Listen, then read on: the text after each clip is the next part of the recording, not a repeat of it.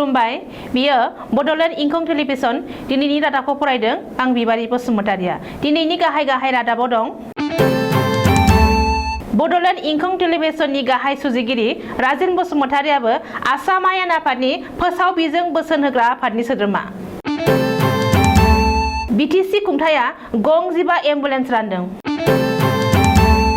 नरेन्द्र मदिनि मन्त्रि आफादाव Sarbananda सन'वाला cabinet आरो रामेश्वर तेलिया रायजोआरि मन्त्रि जायगा मोनदों। सर्बानन्द सन'वाला आसामनि थाखाय गोग्गाथाव बुंदों डक्टर हिमन्त बिश्व शर्मा। बिजनीआव पुलिसनि एनकाउन्टार इयाद आलीखौ बुथारग्राया जिउ गोमाबाय। मिरुनि मन्त्रि रामेश्वर तेलिया बिबान आजावबाय। काजिरङायाव सासे हाग्रा बिफाननि मावफारियाया गोमानानै दङ। हाग्रामा ओनसोलखौ रैखा खालामनांगौब्ला बिफाननि मावफारियाफोरा हाग्रायावसो थाहैनांगोन, लामायाव ट्राक आवथेब्ला जानाय नङा।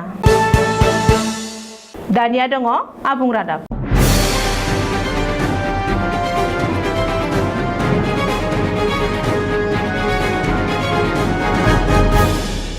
आसाम आयेन आफादनि बुंथिगिरि बिश्वजित दैमारिया आसाम आयेन आफादनि फोसाव बिजों बोसोन होग्रा मोनसे आफाद दाबाय। आसाम आयेन आफादनि बुंथिगिरिया सा 13 सोद्रोमाफोरखौ लानानै फोसाव बिजों बोसोन होग्रा आफादखौ दानाय जादों। असमिया इलेक्ट्रनिक्स मिडिया DUI 365 नि सामलायग्रा सुजुगिरि प्राणजित चौकियाखौ फोसाव बिजों बोसोन होग्रा आफादनि मासिगिरि थिसनदों। मख'नो गोनांदि सा 13 सोद्रोमानि आसाम आयेन आफादनि फोसाव बिजों बोसोन होग्रा आफादनि सासे सोद्रोमा महरै सायख'जादों बड'लेण्ड इंखं टेलिभिजननि गाहाय सुजुगिरि राजेन बसुमतारियाबो। बे आफादनि लेङाइ मासिगिरि महरै मनोज कुमार नाथ, नेहाथारि महरै हरेन बुरागहाइ आरो जथाइ नेहाथारि महरै आफ्रिदा हुसेनखौ थिसननाय जादों आरो सोद्रोमा महरै फारियै अरमित्र गगৈ, परम प्रकाश गगৈ, जितेन्द्र कुमार चौधरी, दुर्ब घोष, मुन गोस्वामी, समया भरद्वाज, जनज्योति दत्त बरा, पार्थदेव गोस्वामीखौ लानाय जादों। बुधबारखालि आसाम आयेन आफादनि बुंथिगिरि मावख'निफ्राय फोसावलाय बादियै फोसाव बिजों बोसोन होग्रा आफादनि मावसुमा आफाद दानाय साननिफ्रायनो 1 बोसोर जागोन। नाथाय आसाम आयेन आफादनि बुंथिगिरिया गावनि गोसो बादियै बे आफादखौ मावसुमनि सिगांनो सिफायना गोदानै दाफिननो हागौ। मख'नो गोनांदि बे आफादनि गुदि मावबिबाना जागोन प्रेस गेलारियाव गुबुन गुबुन फोसाव बिजों बाहागो लानाय आरो जथुमानि हाबाफारि सामलायनायखौ फोसावनायाव आसाम आयेन आफादनि नेहाथारिखौनो सुबुरुन होनाय। बिटिसिनि सावस्रि बिफाननि बानजायनायाव दिनै बिटिसि खुंथाया एम्बुलेन्स रानदों। बिटिआर हालामनि गुबुन गुबुन ओनसोलनि देहा फाहामसालिफोरनो रायजो राजाफोरनि सावस्रि सिबिथायनि थाखाय बिटिसि खुंथाया दिनै गं 15 एम्बुलेन्स रानना होदों। क'क्राझार सहर खाथिनिनो टेङापारा गोदान फ्लाइअभारनि साखाथियाव थानाय सावस्रि बिफाननि बिथोनगिरि मावख'आव सावस्रि बिफाना बानजायनाय हाबाफारिनि गेजेरजों गं 15 एम्बुलेन्सफोरखौ बिटिसिनि गाहाय प्रमद बर'आ राननानै हरो।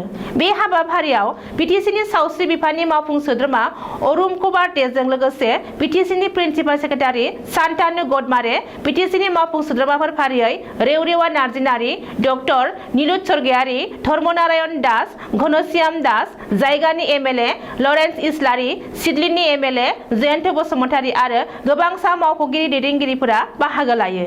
बे हाबाफारियाव बिटिसिनि गाहाय प्रमद बर'आ बुंनाय बादिब्ला बिटिसि खुंथाया बिटिआर ओनसोलनि सावस्रि बिथिंजों लोगोसे आबाद, सोलोंथाइ, हारिमु आरो गुबुन गुबुन बिथिङावबो गोख्रों जौगाथायनि खामानि मावलांगोन।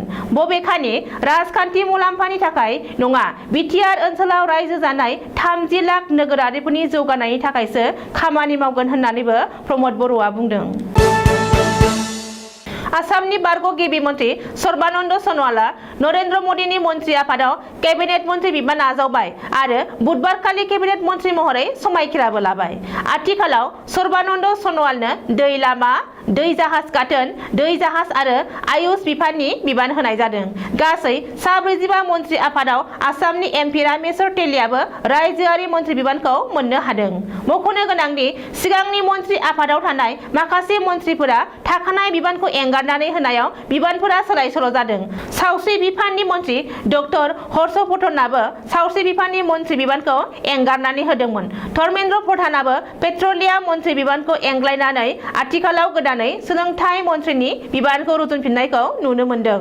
नोजोर होनो गोनांदि सर्बानन्द सन'वाला मिरुनि केबिनेट मन्त्रि बिबानखौ मोननो हानायाव आथिखाल आसामनि गिबि मन्त्रि डक्टर हिमन्त बिश्व शर्माया जोबोर गोजोननाय फोरमायदों आरो सर्बानन्द सन'वालनो हामलायनाय हरनानै गाहाय मन्त्रि नरेन्द्र मदि, नखर मन्त्रि अमित शाह आरो बिजेपि दोलोनि आफादगिरि जेपि नाड्डामोनखौबो साबायखर बावहरदों। आसामनि बारग' गिबि मन्त्रि सर्बानन्द सन'वाला नरेन्द्र मदि दैदेननाय मिरु सोरखारनि केबिनेट मन्त्रि महरै समायखिरा लानायनि उनाव सन'वालखौ हामलायनाय बावहैदों आसामनि गिबि मन्त्रि डक्टर हिमन्त बिश्व शर्माया। गिबि मन्त्रि शर्माया दिल्लीयाव मिरुनि गोदानै थिसनजानाय केबिनेट मन्त्रि सर्बानन्द सन'वालनि सोरखारि न'आव थांना सन'वालखौ बिबार बुकेजों बरायहोयो। गिबि मन्त्रिया डक्टर हिमन्त बिश्व शर्माया सर्बानन्द सन'वालखौ लोगो हमहैनायनि गांसे सावगारिबो गावनि टुइटाराव शेयार खालामदों आरो केप्सआव ओरै लिरदों, सर्बानन्द सन'वालखौ मिरु सोरखारनि केबिनेट मन्त्रि महरै थिसननाया आसामनि थाखाय मोनसे गोग्गाथाव आयदा।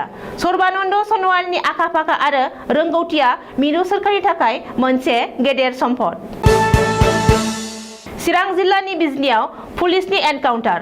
बिजनी पुलिस बिफाननि एनकाउन्टाराव सासे दायनिगिरिया जिउ गोमायो। चिरां जिल्लानि बिजनीआव थांनाय मंगलबारखालि इयाद आली मुंनि सासे हमगार्ड जवानखौ बुथारनाय जाथायनि गाहाय दायनिगिरि आब्दुल खालेकखौ दिनै बिजनी पुलिसआ एनकाउन्टार खालामबाय।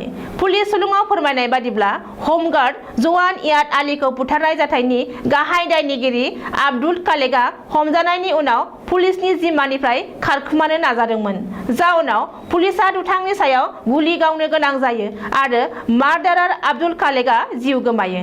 बबेखानि बिजनीआव हमगार्ड जवानखौ बुथारनाय जाथायखौ लोब्बा लाना सफिदुर रहमान आरो आयुब आली मुंनि गुबुन सानै सुबुंखौबो पुलिसआ हमनानै जाथायनि सायाव नायबिजिरनो जागायदों होननानै मिथिनो हादों। नरेन्द्र मदिनि मन्त्रि सभायाव फिन मासि मोननो हानाय आसामनि एमपि रामेश्वर तेलिया दिनै बिबान आजावबाय। रामेश्वर तेलिया दिनै मिरुनि labour and employment, petroleum and natural gas बिफाननि रायजोआरि मन्त्रि महरै बिबान रुजुनबाय। मिरुनि रायजोआरि मन्त्रि रामेश्वर तेलिया दिनै मन्त्रि भुपेन्द्र सिंह यादवनि नुजाथिनायाव श्रम शक्ति भवनाव गावनि बिबानखौ रुजुनना मासि आजावो। मख'नो गोनांदि मिरुनि केबिनेट मन्त्रि महरै थिसनजानाय आसामनि बारग' गिबि मन्त्रि सर्बानन्द सन'वालाबो फैगौ रबिबारखालिनि सिगां बिबान आजावगोन होननानै मिथिहोनो हादों। काजिरङा हायुङारि पार्कनि हाग्रा गेजेरनिफ्राय हाग्रा बिफाननि सासे मावफारियाया गोमानाय जाथाया ओनसोलाव बयखौबो सोमोनांहोदों। जाथायनि बागै मिथिनो हानाय बादिब्ला काजिरङा हाग्रामानि बागुरि हाग्रा ओनसोलनि आमकाटनि सावनियायाव डिउटियाव थानाय हाग्रा रैखाथि बिफाननि जवान बाहिदुर रहमाना बुधबारखालि फुंनिफ्रायनो गोमानानै दङ। 45 बोसोर बैसोनि बक'नि थागिरि बहिदुर रहमाननि गुबुन साथाम लोगो मावफारियाया सावनियाव नागिरब्लाबो मोनियाव गोजौनि मावख'गिरिनो फोरमायहरनायनि उनावसो बे जाथाया सोराङाव फैदों। बबेखानि हाग्रा बिफाना मैदेर आरो स्निफार डगनि जोहै काजिरङा हाग्रा ओनसोलाव नागिरनायनि उनावबो बहिदुर रहमानखौ मोननो हायाखै आरो बिनि बागै दासिमबो जेबो गुमुर गैया आरो बिनि मबाइल फनाबो बन्द जानानै दं होननानै हाग्रा बिफाननि सुलुङाव फोरमायदों। रिपर्ट बादिब्ला बाहिदुर रहमाना थांनाय 2013 मायथाइनिफ्रायनो काजिरङा हाग्रामायाव बुरलुंबुथुर दैमानि साखाथियाव थानाय आमकाटनि सावनियायाव रैखाथिनि खामानिखौ मावदोंमोन। बबेखानि बेनि सिगां अरां नेशनेल पार्कआव खामानि मावनाय समावनो बाहिदुर रहमाना बेबादिनो खनसे गोमादोंमोन होननानैबो मिथिनो हादों। आसामनि गिबि मन्त्रि डक्टर हिमन्त बिश्व शर्माया बुधबारखालि हाग्रा बिफाननि मन्त्रि परिमल शुक्ल बैठकखौ लोगोआव लाफानानै खौरांगिरि मेल खुंनाय समाव बुंदों दि आथिखालाव हाग्रा बिफाननि मावफारियाफोरा बांसिनै लामा सामायाव थानानै बाला अन्थाइ रोगानाय ट्राक एबा ट्रेक्टर डाम्पारफोरखौल' बेंथेनायखौ नुनो मोन्दों। बेनिखायनो लामा सामायावल' थायाजासे हाग्रा बिफाननि मावफारियाफोरा गासैबो हाग्रायावसो थाहैनांगोन। अब्लासो हाग्रा ओनसोलखौ रैखा खालामनो हागोन। मानोना हाग्रायाव दंफां लाइफांफोरखौ दानफायखांनानैसो लामायाव हमनानै मा जानो। मानोना हाग्रा बिफाननि मावफारियाफोरनि खामानिया गामि एबा राजा लामायाव नङा, बिसोरनि डिउटिया हाग्रायावसो। बेनिखायनो गासै हाग्रा बिफाननि मावफारियाफोरा आथिखालाव हाग्रायावसो थाहैजोबनांगोन होननानै बुंदों आरो बिफानारि मन्थ्रिखौ बिथोन होदों। दिनैनि रादाबा एसेनोसै, गोजोन्थों।